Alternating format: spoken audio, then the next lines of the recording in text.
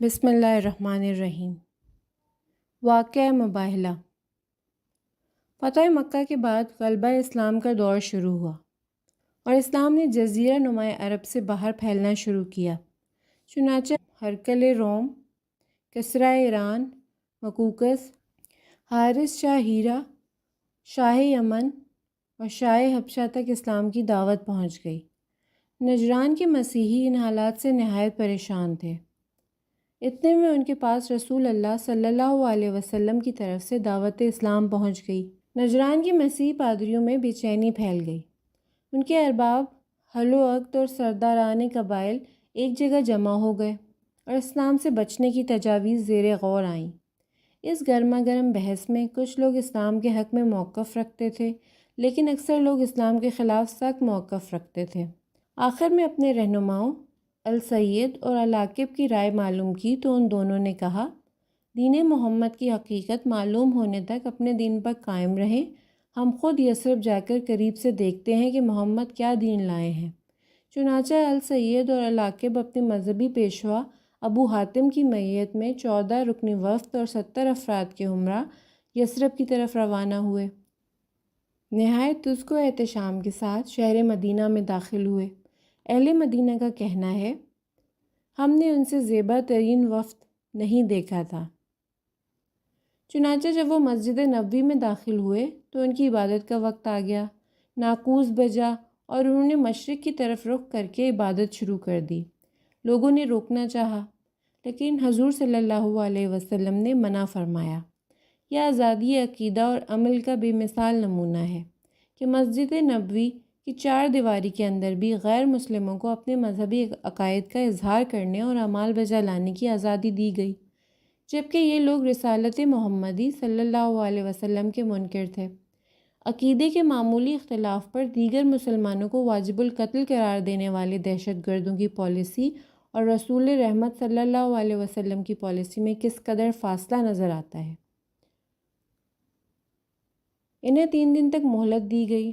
3 روز کے بعد حضور صلی اللہ علیہ وسلم نے انہیں اسلام قبول کرنے کی دعوت دی تو انہوں نے کہا، مسیح علیہ السلام کے بعد آنے والے نبی سے متعلق توریت میں موجود تمام اوصاف آپ صلی اللہ علیہ وسلم کے اندر موجود ہیں، سوائے ایک صفت کے جو سب سے اہم ہے، وہ یہ کہ آپ مسیح علیہ السلام کو برا بھلا کہتے ہیں، ان کی تکذیب کرتے ہیں، انہیں بندہ خدا کہتے ہیں۔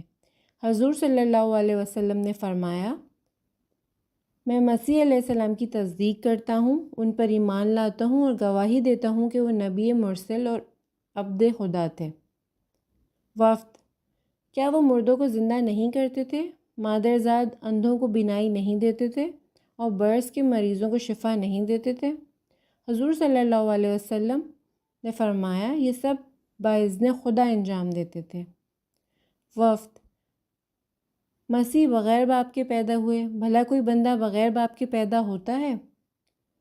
حضور صلی اللہ علیہ وسلم نے فرمایا، اللہ کے نزدیک عیسیٰ علیہ السلام کی مثال آدم علیہ السلام کی طرح ہے کہ اسے مٹی سے خلق فرمایا، پھر حکم دیا بن جاؤ، وہ بن گیا۔ نجران کا وفد اپنی ہٹ دھرمی پر قائم رہا، انہوں نے دلیل و برہان کو قبول نہیں کیا۔ اس وقت حضور پر غشی کسی کیفیت طاری ہو گئی اور وحی نازل ہوئی، جس کا ترجمہ ہے،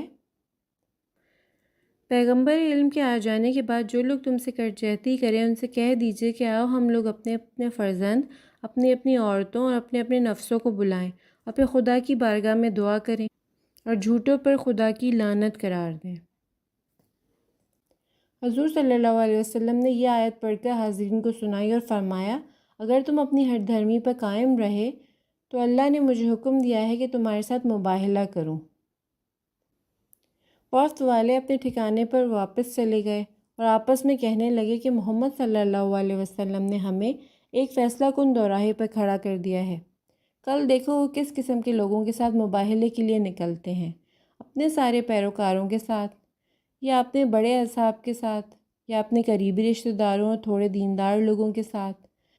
اگر یہ بڑی جمعیت کی میت میں جاہ و جلالت کے ساتھ شاہانہ انداز میں نکلتے ہیں تو کامیابی تمہاری ہے، اگر تواضع کے ساتھ چند ہی لوگوں کے ساتھ نکلتے ہیں تو یہ انبیاء کی سیرت اور ان کے مباہلے کا انداز ہے۔ اس صورت میں تمہیں مباہلے سے گریز کرنا چاہیے۔ دوسری طرف رات بھر مسلمان آپس میں قیاس آرائیاں کرتے رہے کہ کل رسول خدا صلی اللہ علیہ وسلم ابنانا، نسانا اور انفسنا میں کن کن ہستیوں کو شامل کریں گے۔ 24 ذی الحجہ کی صبح طلوع ہوئی اور حق و باطل میں ہمیشہ کے لیے فیصلہ کن دن آ گیا۔ رسول خدا صلی اللہ علیہ وسلم نے حکم دیا کہ 2 درختوں کو کاٹ کر ان کی درمیانی جگہ کو جھاڑو دے کر صاف کیا جائے۔ صبح ہوئی تو ان دونوں درختوں پر ایک سیاہ قصہ چادر خیمے کی شکل میں ڈال دی گئی۔ نجرانی وفد میں السید اور العاقب اپنے دونوں بیٹوں کی میت میں نکلے اور وفد کے دیگر ارکان یعنی قبائل کے سردار بھی بہترین لباس زیب تن کیے نہایت تسک و احترام کے ساتھ ہمراہ تھے۔